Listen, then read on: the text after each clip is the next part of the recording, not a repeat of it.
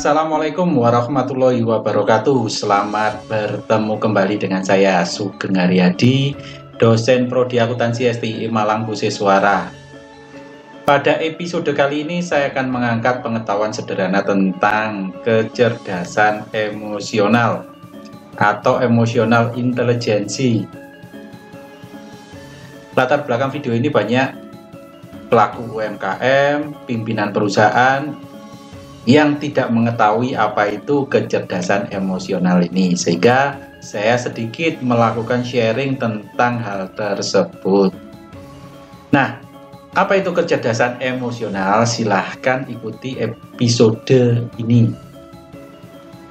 Kecerdasan emosional atau emotional intelligence adalah kemampuan seseorang dalam mengendalikan emosi diri dan juga memahami emosi orang lain.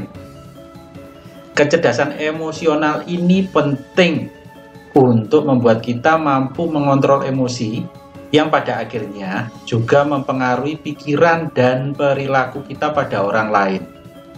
Dengan kata lain, kecerdasan emosional ini juga akan meningkatkan keefektifan hubungan personal kita dengan orang lain, yang pada gilirannya juga akan mampu mengantarkan seseorang menjadi pemimpin yang baik. Penting bagi seorang pemimpin untuk memiliki kepekaan empatik terhadap apa yang dirasakan orang lain, sehingga dia juga akan bisa menyesuaikan gaya komunikasinya. Nah, kecerdasan emosional ini pertama kali diperkenalkan oleh Edward Thorndike dari Universitas Columbia tahun 1930.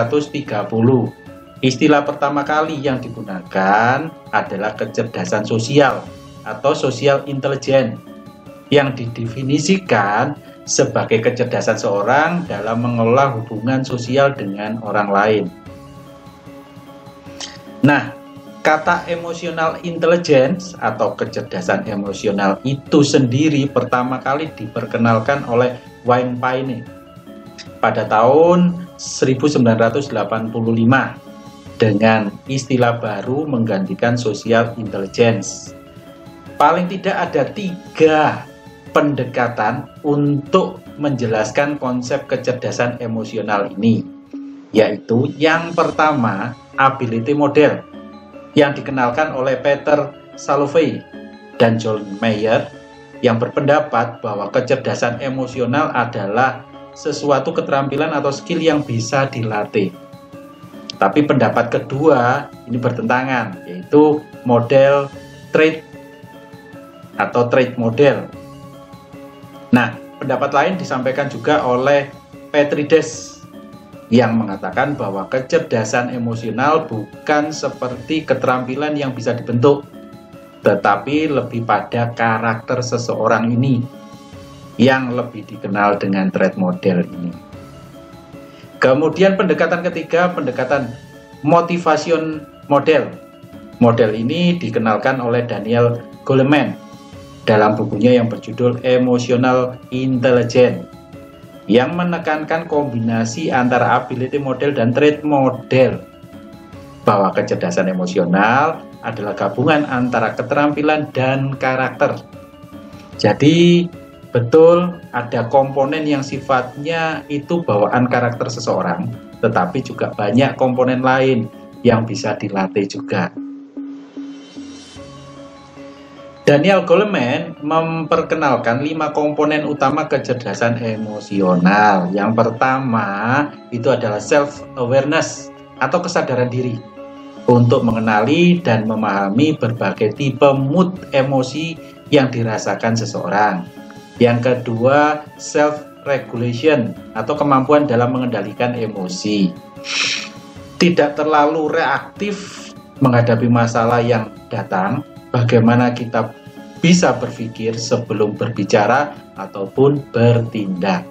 Kemudian yang ketiga, internal motivation atau motivasi internal, yaitu adanya passion atau dorongan untuk bekerja bukan karena uang ataupun status. Yang keempat, empati atau kemampuan dalam memahami perasaan orang lain. Yang kelima, social skill atau keterampilan sosial atau kecakapan dalam mengelola hubungan, membangun jaringan, dan hubungan pertemanan yang nyaman. Nah, yang menjadi pertanyaan, bisakah kecerdasan emosional ini diukur seperti halnya kecerdasan intelektual? Kita kenal yang namanya tes IQ, Intelligence Question. Tetapi ada juga loh yang dapat mengukur kecerdasan emosional seseorang. Tes ini dikembangkan oleh Revan Baron yang dia beri nama dengan EQI, Emotional Quotient Inventory. Tujuannya untuk mengukur kompetensi seseorang termasuk kemampuan dalam mengelola kesadaran diri, kepandaian dalam bersyukur dan bahagia, serta bagaimana ia memecahkan masalah dalam tekanan, sampai sejauh mana apakah kita memiliki toleransi terhadap stres dan tekanan hidup.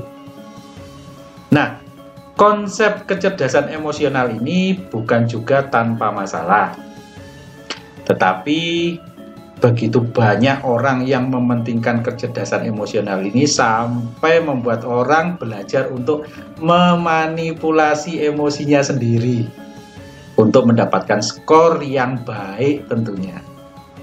Orang kadang lupa bahwa skor ini bukanlah menjadi tujuan akhirnya, tetapi sebagai awal untuk memahami diri sendiri dan pada akhirnya bisa melakukan perbaikan yang dibutuhkan untuk mengembangkan dirinya sendiri. Hal buruk lainnya, misalkan dengan kecerdasan emosional, ini membuat kita cenderung untuk memanipulasi orang lain dengan tujuan yang tidak baik.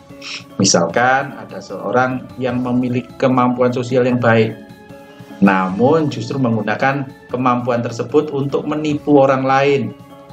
Nah, banyak hal terkait dengan penipuan ini, misalkan merayu, menggoda, dan lain sebagainya.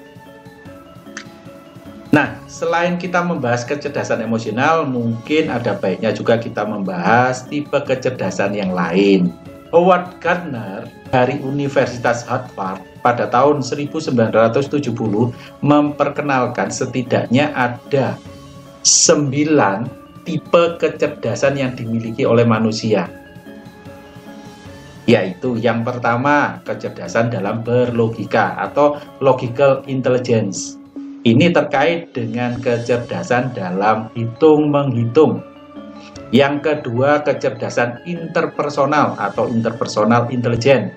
Ini terkait dengan kemampuan seseorang dalam berempati terhadap perasaan orang lain.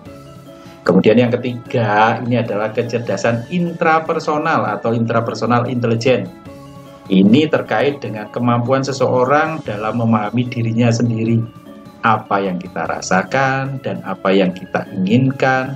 Nah, kecerdasan interpersonal dan intrapersonal ini yang erat kaitannya dengan kecerdasan emosional. Kemudian yang keempat, kecerdasan spiritual atau existential intelligence, yaitu kecerdasan seorang dalam memahami hakikat hidup. Dari mana kita berasal, bagaimana kita harus hidup, dan kemana nanti kita setelah mati. Kemudian yang kelima itu adalah kecerdasan spatial intelligence, yaitu kemampuan seseorang dalam memvisualisasi ruang. Nah, keahlian ini misalnya dimiliki oleh seorang arsitektur atau insinyur. Kemudian yang keenam di sini adalah kecerdasan hayati atau naturalis intelligence, yaitu kemampuan seorang dalam memahami metabolisme dan organisme makhluk hidup, juga lingkungan di sekitarnya. Ini keahlian yang harus dimiliki oleh seorang dokter atau ahli biologi. Kemudian yang ketujuh, kecerdasan musikal atau musical intelligence.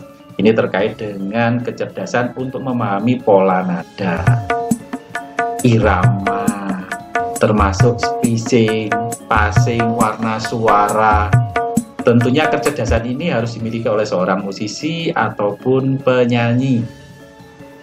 Kemudian yang ke-8 di sini adalah kecerdasan verbal atau linguistik intelijen, yaitu kemampuan seseorang dalam mengekspresikan diri dengan kata-kata, penggunaan bahasa atau kemampuan berbicara di depan umum.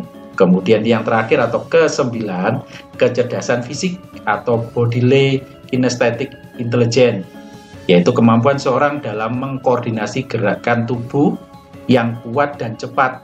Nah, ini harus dimiliki oleh seorang atlet olahraga tentunya. Nah, jelas semua jenis kecerdasan itu penting. Berita baiknya, seseorang tidak wajib memiliki semua kecerdasan itu. Cukup 1 atau 2 kecerdasan saja yang diasah dengan baik pasti mengantarkan kesuksesan seseorang tersebut. Dan tidak benar kalau menganggap kecerdasan intelektual atau kemampuan akademik dianggap kecerdasan yang lebih baik dibandingkan dengan yang lainnya. Karena kita dianugerahi kecerdasan yang berbeda-beda. Tinggal bagaimana kita bisa mengasahnya. Terima kasih sudah menyaksikan sharing pengetahuan ini. Semoga bermanfaat. Dan jangan lupa komen, like, subscribe, dan share video ini sebanyak mungkin agar kita semakin bersemangat dalam membuat video-video selanjutnya. Saya Sugeng Haryadi, sampai jumpa di episode berikutnya.